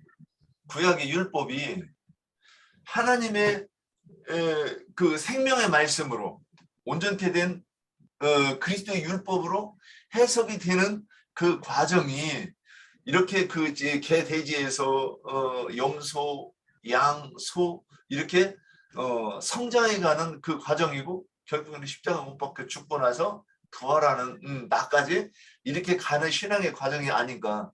그러니까 이 모든 것이 뭘로? 말씀을 어떻게 깨닫느냐에 따라서 내가 온전하게 깨닫는 것이 믿음이고, 그 믿음에 이른 것이 제가 되어서 주님과 연합되는 그 암송아지 제와 내가 연합하는 것까지를 이 율법에서는 이렇게 설명한 거 아닌가. 저 이 얘기를, 이게 이제 이렇게 연결을 해야 요한복음 1장까지 연결이 되지 않는가 이런 생각이 들었어요. 제가 뭐 질문해 놓고서는 이제 제가 이렇게 쭉 얘기를 했는데, 그래서 제가 뭐 여기 또 뭔가 틀린 거 있으면 얘기를 해주셔야 제가 또 생각을 하고 다시 잡아요. 아니, 질문이 정결에 대해서 말씀하시는 거 아니에요? 예. 그래서 정결하게 되는 것은 나병 환자도 우리의 영적 상태가 감각하지 못하는 그 양심이 화인 맞은 상태를 얘기하는 것이고, 나병 환자는 그 다음에 이제 다른 레위기 19장 아까 9절부터 보면 뭐 시체를 만져서 부정하게 되었다. 여기서 시체를 만졌다, 부정하게 되었다. 이거는 이제 우리 다 알죠? 시체를 만진 게 뭐예요? 송장을 만진 거. 죽은 걸 말하는 거예요. 그러니까 우리가 기독교에서 목사들 또는 어떤 말씀을 오해한 전도자의 말을 우리가 들은 것을 듣고 그것을 영접한 것이 뭐냐? 시체를 만졌다, 죽음을 만졌다, 뭐 이렇게 얘기하는 거예요. 그러니까 이게 뭐 다 교훈에 대해서 얘기하는 거란 말이죠. 그런데 그 교훈이, 내가 그러면 정결하게 한다 그러면 예수의 새의 피, 송아지의 제, 이걸 가지고 얘기를 했는데, 그 죄가 무엇이고 정결하게 되는 것이 무엇인지 우리가 신약적으로 설명을 하려니까 지금 이렇게 되는 거예요. 그래서 예수님이 이 땅에 오실 때 정결하게 하러 오셨다. 요한복음 1장에 내 뒤에 오시는 그 이가 누구인가? 이제 이 부분을 이렇게 설명하려고 얘기를 했던 거죠. 우리 저기 한 5분만 저기 허리 좀 피고 5분만 쉬었다가 한 2, 30분만 더 할까요? 어떻게 계속 그냥 나가요? 괜찮겠어요? 조금 하다가 끝나요. 아, 그래요. 예. 자, 그러면 저기 그 잿물로 세탁한다 함까지 제가 이렇게 이제 쭉 이렇게 연결을 했는데 더 보탤 말씀이 있습니까? 아까 제가 그 가축 얘기 이렇게 쭉 얘기한 것도 저도 이 부분이 잘 이해했는지 저도 이렇게 잘 모르겠어요. 아, 그러니까 이게 맞는 것 같아가지고 이렇게 얘기한 거예요. 그 5번 질문을 주로 이렇게 말씀한 것 같은데 많이 그래 동감이 되고요. 저는 3번, 4번 질문도 하나의 질문이라고 이렇게 생각이 되어지는데 같은 질문이라고 이렇게 생각이 되어지는데 제가 라영제님의 강의를 들으면서 굉장히 은혜를 또 받은 부분이 그 다윗이 바세바를 취하는 그 내용의 그 라영제님의 강의를 들으면서 새롭게 또 빛비침을 받았다 이렇게 생각이 되어지고요. 그 사무엘하 11장 2절에서부터 5절까지의 말씀인데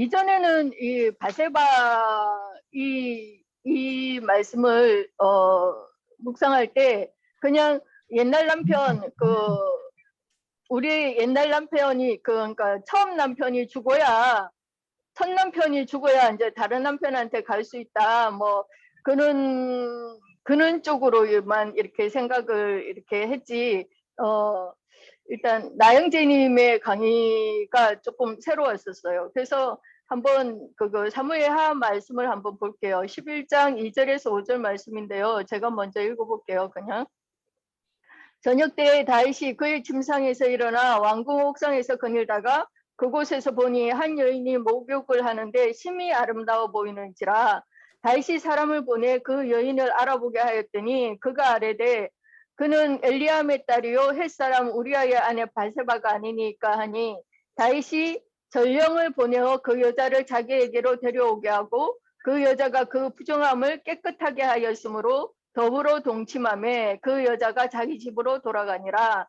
그 여인이 임신함에 사람을 보내 다윗에게 말하여 이르되 내가 임신하였나이다 하니라 이랬어요. 그래서 이 햇사람 우리아라는 이 사람을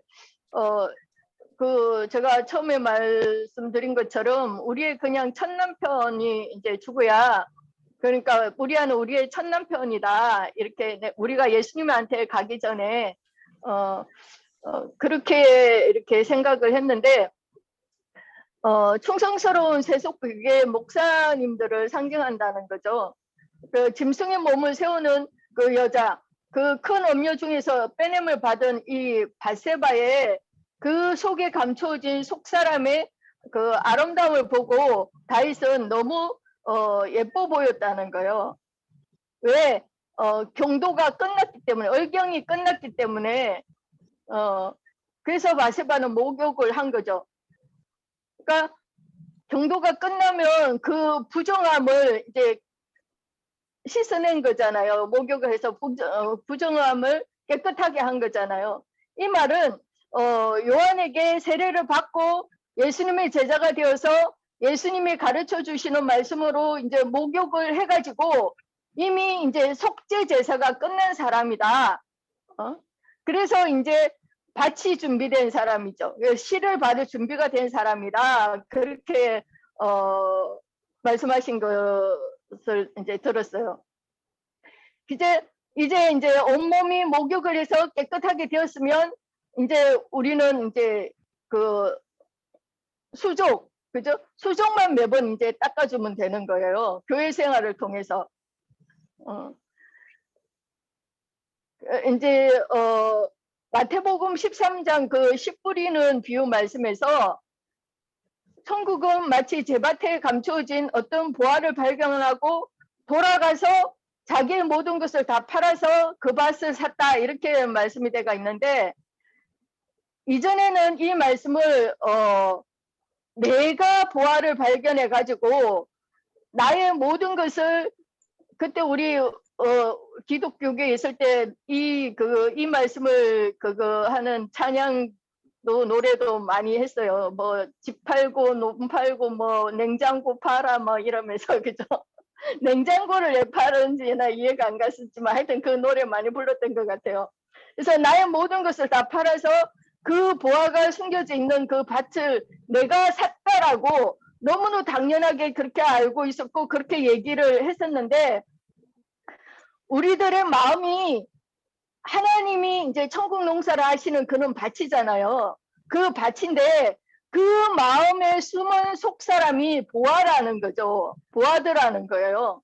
그래서 돌아갔어라고 이렇게 표현했는데, 이 돌아갔다는 말은 예수님이 십자가에서 죽은 것을 상징한다고 말씀하셨어요. 그래서 굉장히 제가 그 말씀에도 은혜를 이렇게 크게 받았는데요. 그래서 자기의 모든 것을 다 팔았다. 예수님의 모든 것, 예수님의 생명까지도 다 바쳤다는 거죠. 그래서 예수님이 핏값으로 우리들의 그 영혼을 샀는데 이것이 구속인 거죠. 그래서 이 말씀을 드리는 것은 좋은 밭이라는 것이 우리의 부정함을 이제 깨끗하게 한 여자이기 때문에 목욕을 한 여자이기 때문에 좋은 밭이라는 거예요. 그래서 아름다워 보였다는 거예요. 그래서 다윗이 동침을 했다는 거죠. 그래서 밧세바가 부정함을 깨끗하게 했다는 것은 경수가 끝난 것을 경수가 끝나서 목욕을 했다는 뜻이고, 이 말은 침례 요한이 자기 제도를 자복하면서 회개한 그런 세리와 창기와 모든 죄인들에게 회개의 물침례를 준 것을 상징한다. 그래서 부정을 씻어서 정결한 밧세바와 동침한 다윗의 그 행위는 예수님께서 회개한 죄인들에게 천국 말씀씨를 이제 심어서 천국 농사를 하실 것에 대한 그 암시, 그런 예언의 말씀이라는 거죠. 그래서 그 여자가 이제 다윗하고 동침을 하고 나서 자기 집으로 돌아갔는데 잉태를 했다는 거죠.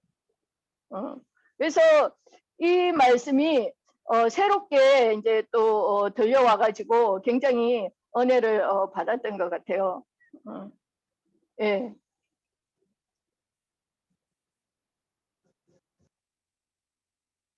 음소거 해제해 주세요.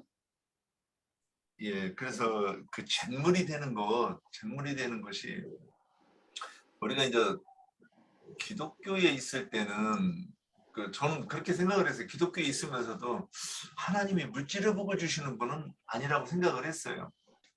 그런데 제가 11조를 내도 하도 삶이 안 피길래 한번 하나님하고 따진 적은 있어요. 도대체 언제 주려고 왜 말라기에 있는 약속을 안 지키시냐고. 그런데 디모데후서 3장 12절 보면 무릇 그리스도 예수 안에서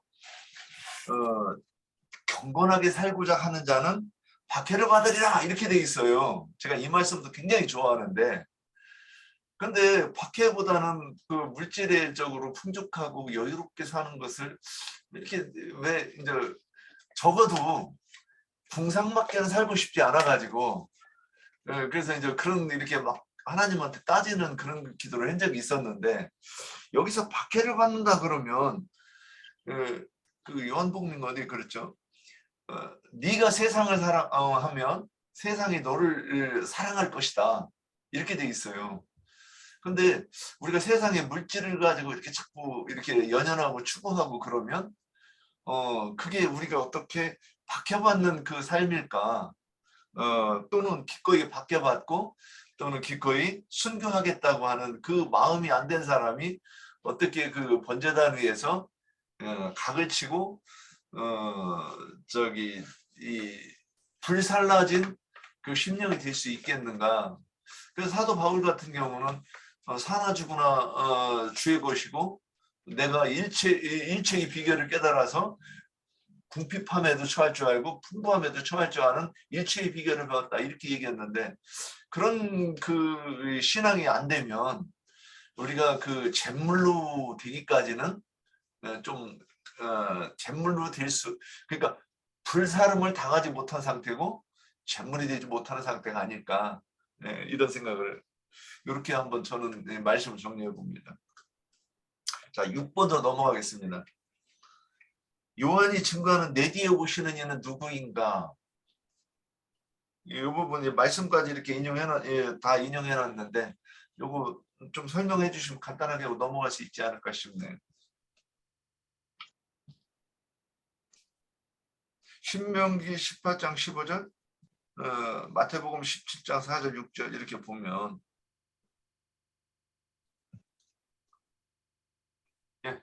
이거 간단하게 한번 설명합시다.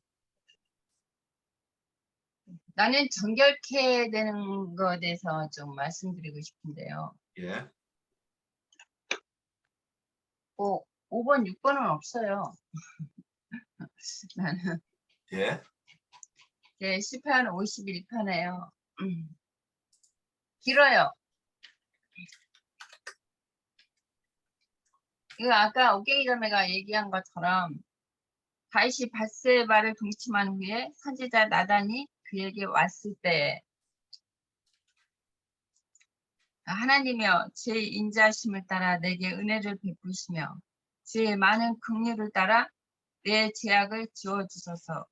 나의 죄악을 맑게 씻으시며 나의 죄를 깨끗게 제하소서.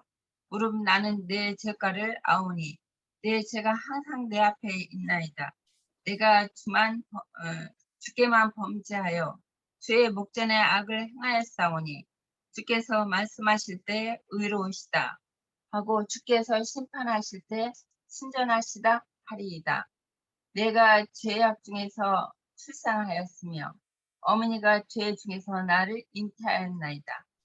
보소서 주께서 중심의 진실함을 원하시오니 내게 지혜를 은밀히 가르치시다. 우슬초로 나를 정결케 하소서. 내가 정결하이다. 나의 죄를 씻어주소서. 내가 눈보다 삐리이다. 내게 즐겁고 기쁜 소리를 들려주사 주께서 꺾으신 뼈들도 즐거워하게 하소서. 내 얼굴을 내 죄에서 들이키지 주의 얼굴을 내 얼굴의 죄에 대해서 들이키시고 모든 죄악을 지워주소서. 하나님이여 내 속에 정한 마음을 창조하시고 내 안에 정직한 영을 새롭게 하소서. 나를 주의 앞에서 쫓아내지 마시며 주의 성령을 내게서 거두지 마소서. 주의 구원을 즐거움을 내게 회복시켜 주시고 자원하는 심령을 주사 나를 붙드소서.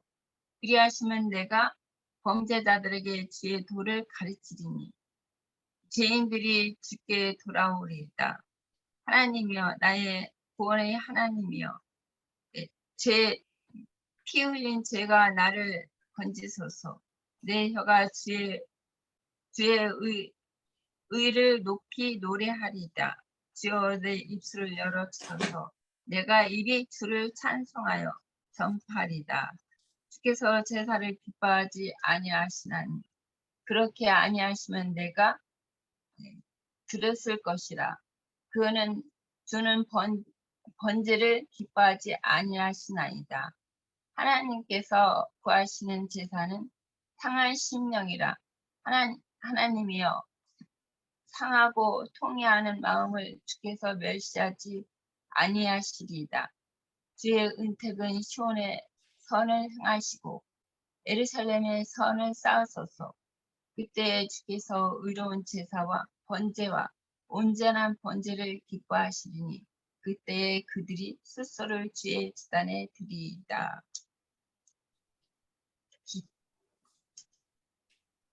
그러니까 나단이 그 왕을 찾아왔을 때 그 나단이 그 다윗의 죄를 지적했잖아요. 그럴 때 이제 주님 앞에 다윗이 이런 기도를 했죠. 그러니까 이런 기도를 했을 때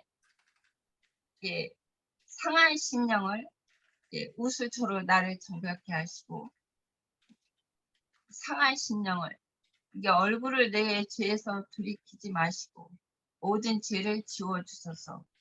그리고 내 속에 하나님이여 내 속에 정한 마음을 창조하시고 내 안에 정직한 영을 새롭게 하소서.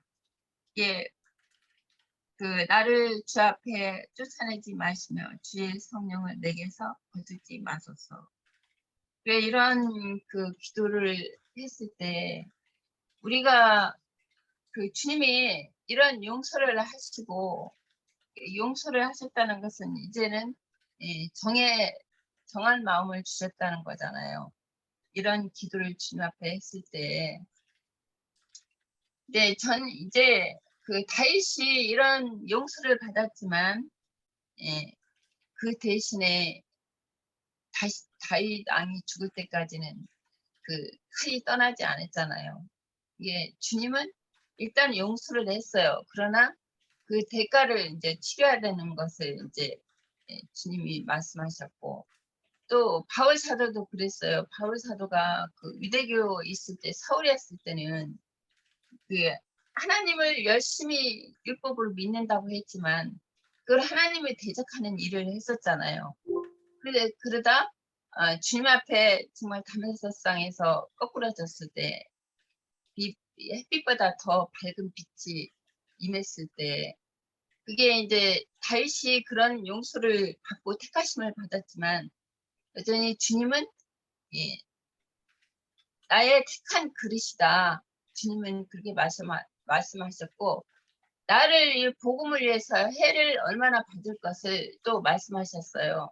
이게 그만큼 용서를 받고 주님이 그 다윗을 사도 바울도 크게 죽을 때까지 그 주님이 쓰셨지만 또한 그 주님을 핍박하고 유대교를 믿었을 때는 또 그거는 또 주님이 그 나를 위해서 복음을 위해서 얼마나 해를 받을 것을 또 말씀하셨거든요.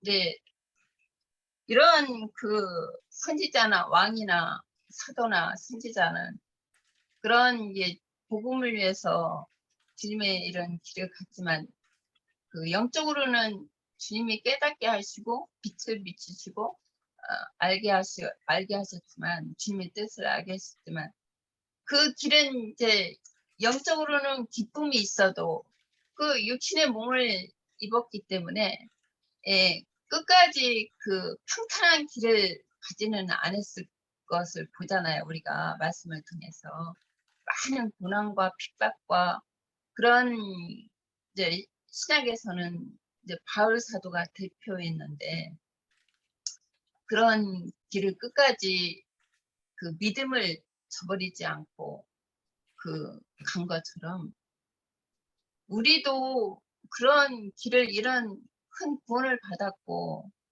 이게 말할 수 없는 그리스도의 생명을 받았기 때문에 이런 길을 가야 될 것 같아요. 예. 그러니까 바울이 신라가 저기 곤장 맞고 엉덩이가 너덜너덜 할 텐데 그 착고에 처해서 찬송을 불렀다는 게 그게 그래 그러는데 이제 거꾸로 역지사지에서 내가 곤장 맞고 그리고 잠도 편히 못 자게 그 착고에 발을 딱 이렇게 묶어놓고 그 손도 묶었을 거란 말이죠. 그렇게 해놓고 나서 그게 찬송이 나올까? 이거는 정말 실감나게 한번 그런 그 상황이 역지사지 돼보지 않으면 모르는 건데 저는 인간의 정신세계는 그게 가능할 거라고 봐요. 저는 가능하다고 보이고 나 또한 진짜 이 말씀에 붙잡혀가지고 어떤 그 충만함이 있으면 우리도 바울처럼 충분히 그렇게 할 수 있다고 저는 봅니다. 그런데 내가 가난하는 게 두렵고 또는 그 순교가 두렵고 매맞음이 두렵다고 하는 거는 말씀이 그만큼 나한테 그 충만하지 못하기 때문에, 그러니까 그 빛이 나한테 충만하게 와서 정말 이 육신이 아무것도 아닌 것으로 여겨지는 그런 상태가 안 되면 이게 그거는 아무리 누가 뭐 하라고 한다고 해가지고 주님의 음성이 들려도 그건 안 되는 거죠. 예. 시간이 많이 됐네요. 그 질문 6번과 7번은 뭐 같은 내용인데 6번, 7번 연결해 가지고 설명할 수 있으면 누가 좀 설명해 줄까요? 어르신들 허리 아프시고 힘들 텐데 너무 오래 하는 것 같긴 해요. 자, 얼른 하고 넘어갑시다. 6번, 7번. 요한이 증거하는 내 뒤에 오는 이는 누구인가? 제가 그럼 먼저 얘기할게요. 신명기 18장 15절에 모세가 내 하나님 여호와께서 너희 가운데요. 그러니까 형제들 중에 너를 위하여 나와 같은 선지자를 하나 일으키시니 너희는 그의 말을 들을지니라 그랬어요. 이게 지금 이게 예언이에요. 모세와 같은 선지자가 언젠가 올 거다. 이거를 이사야 40장에서도 얘기하셨고 말라기 3장에서도 얘기하셨어요.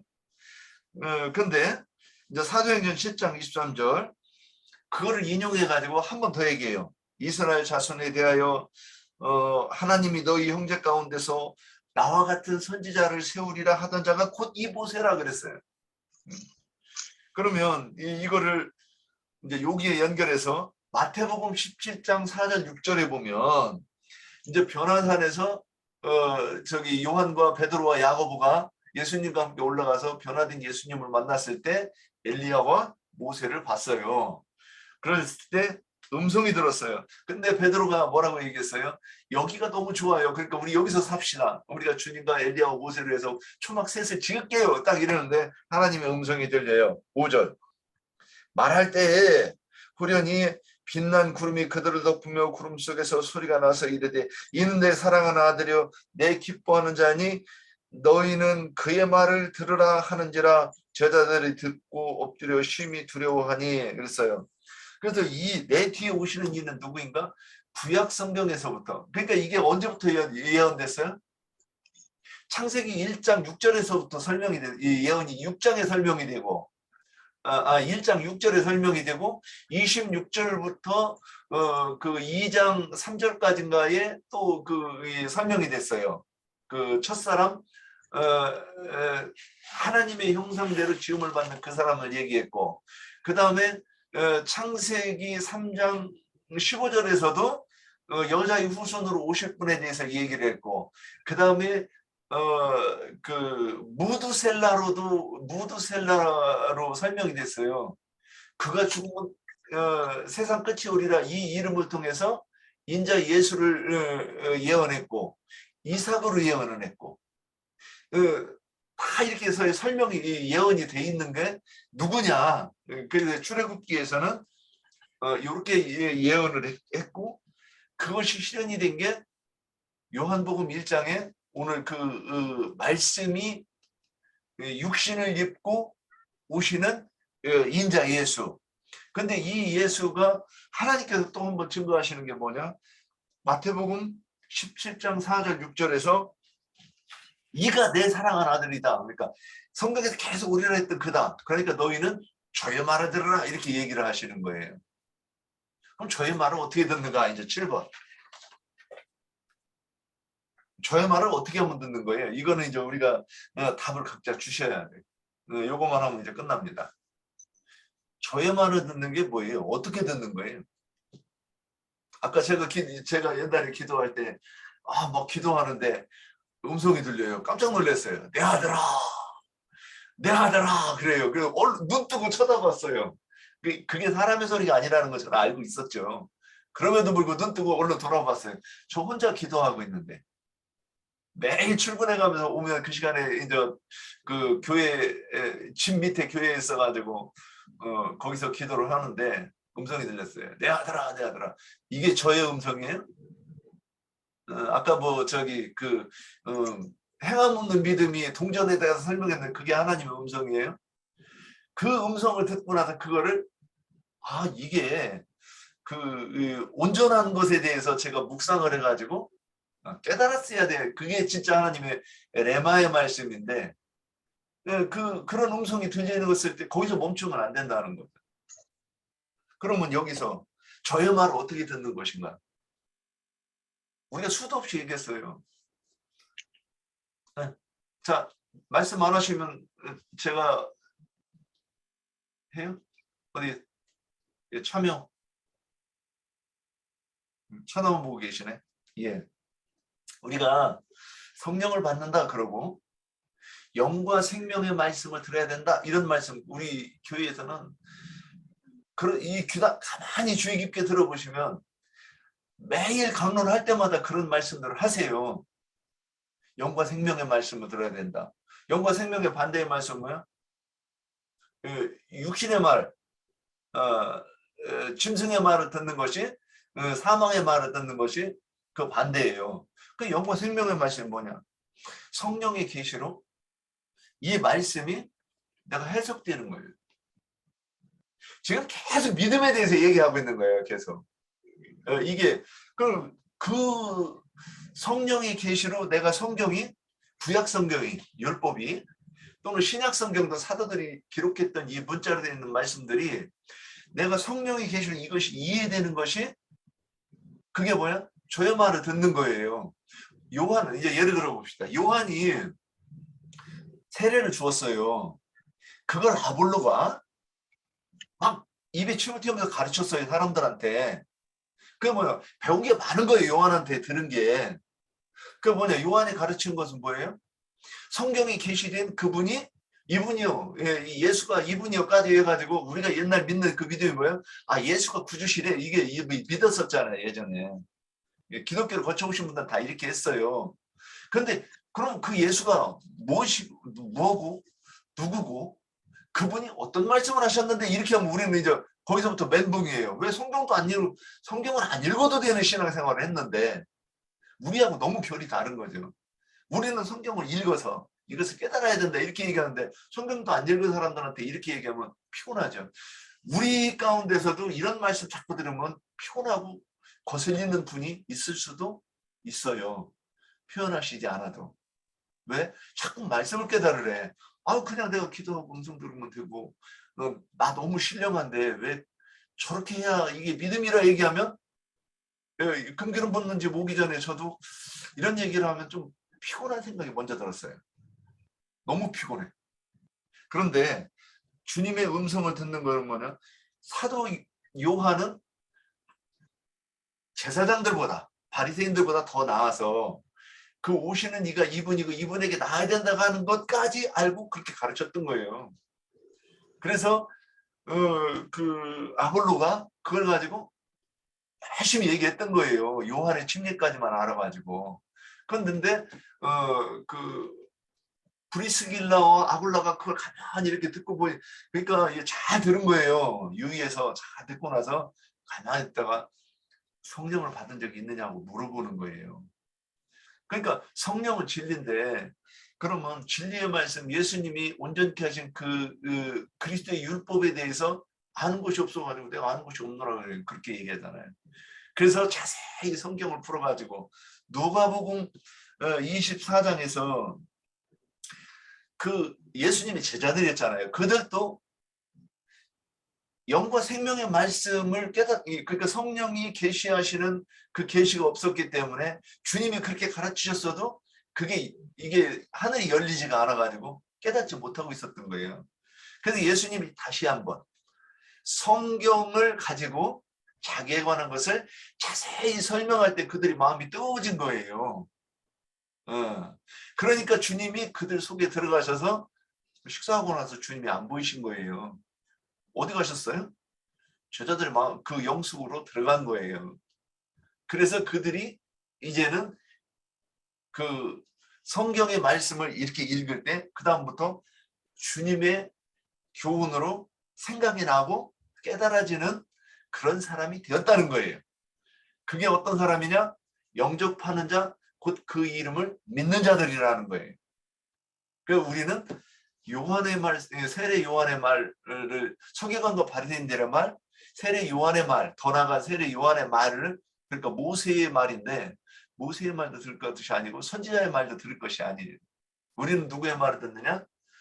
성령의 계시로 깨닫게 되는 이것을 추구하는 거예요. 제가 아까 이제 이끄는 말에서 이제 끝났습니다.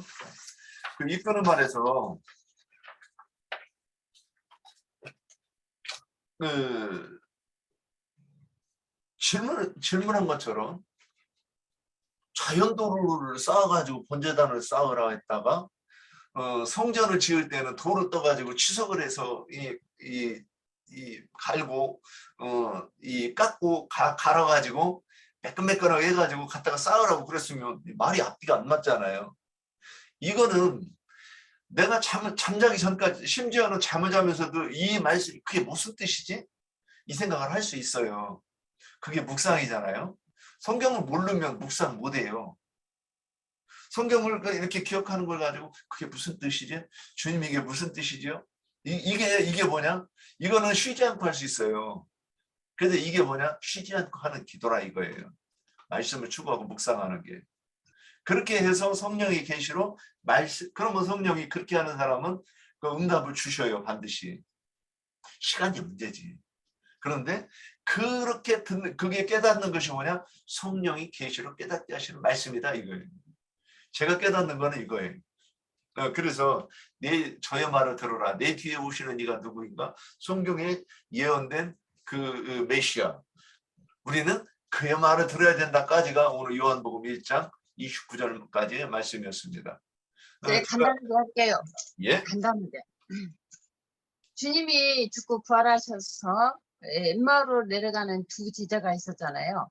예? 이게 그들과 참 동행을 했어요. 근데 이제 예루살렘에서 일어난 일을 주님 십자가에서 못 박히는 그런 일들을 이제 얘기하면서 내려갔잖아요. 엠마오로 내려가는 두 제자가. 예? 주님이 거기서 이제 부활하신 주님이 그들과 이제 말씀을 나누면서 근데 그 식사를 같이 하고 나서 주님이 안 계셔요.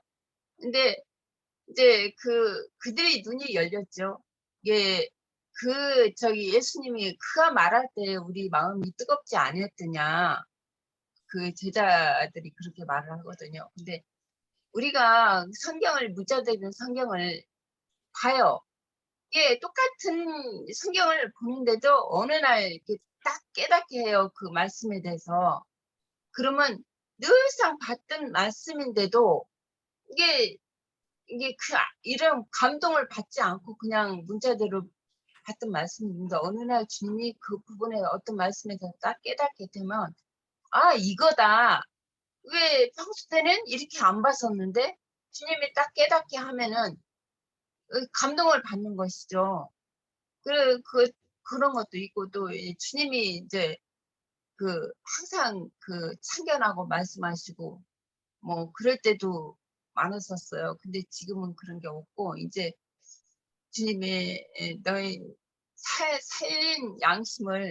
살아난 양심을 따라 살으라고 주님이 이제 그렇게 말씀하신 게 있었는데 이 감동을 받고 그가 그다 그렇게 말을 할 수 있는 것은 이제 주님이 말씀하시고 그 어떤 문자대로 된 말씀을 감동을 받아서 깨닫게 할 때 내가 깨닫는 것이 아니라 주님이 깨닫게 하셔야지 깨닫는 거잖아요. 그거는 내가 뭐 깨닫고 싶다 해서 깨닫는 것도 아니고 이 문자대로 된 말씀을 내가 알고 싶다 해서 아는 것도 아니고 이런 것도 그냥 벌로 그냥 넘어가면 주님이 깨닫게 하시는 것도 아니고 내가 이런 말씀에 대해서 묵상을 하고 고민을 하고 도대체 이 말씀이 이해가 안 되는데 이게 어떤 말씀인가 영적으로 뭐 좀 깨닫게 해달라고 주님 앞에 기도하고 늘상 그러면은 그 말씀에 대해서 기도하면 주님이 어느 날